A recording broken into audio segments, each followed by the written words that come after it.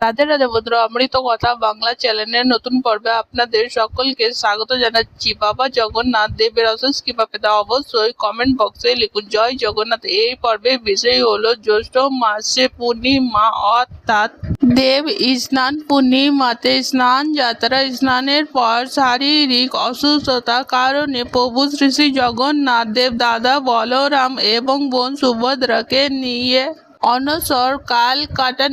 স্নান যাত্রার স্নান করার পর প্রভু শ্রী শ্রী জগন্নাথ দেব অসুস্থ হয়ে পড়েন। সেই কারণে ভক্তগণের থেকে নির্বিঘ্নে অনসর কালে এক পক্ষকাল রাজবৈদ্য চিকিৎসায় এবং সেবায় সুস্থ হয়ে প্রথমে মাসির বাড়িতে যান এবং বেড়াতে যাওয়ার এই উৎসবই হলো শুভ রথযাত্রা উৎসব। প্রতি বছর আষাঢ় মাসের শুক্লপক্ষের দ্বিতীয়া তিথিতে অনুষ্ঠিত হয় রথযাত্রা উৎসব। উড়িষ্যা রাজ্যের পুরীতে শ্রী শ্রী জগন্নাথ ধাম মন্দিরে মহাসমারোহে পালিত হয় রথযাত্রা উৎসব। 2026 সালে 1433 বঙ্গাব্দে রথযাত্রা উৎসব অনুষ্ঠিত হবে।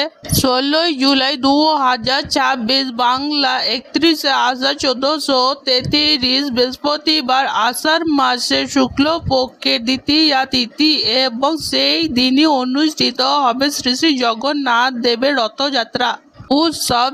এই দিনে দ্বিতীয়া তিথি থাকবে সকাল 11:40 থেকে 39 পর্যন্ত এবং সকাল 11:40 থেকে 39 মধ্যে শ্রী শ্রী জগন্নাথ দেবের রথযাত্রা। সেই দিনেই পুরী শ্রী শ্রী জগন্নাথ ধাম মন্দির থেকে রথে চড়ে প্রভু শ্রী শ্রী জগন্নাথ দেব দাদা বলরাম এবং সুভদ্রাকে নিয়ে মাসির বাড়ি অর্থাৎ গুন্ডিচা মন্দিরে যাবেন এবং সেখানে এক সপ্তাহ কাটিয়ে আবারও রথে চড়ে পুরী শ্রী শ্রী জগন্নাথ ধাম মন্দিরে ফিরে আসবেন।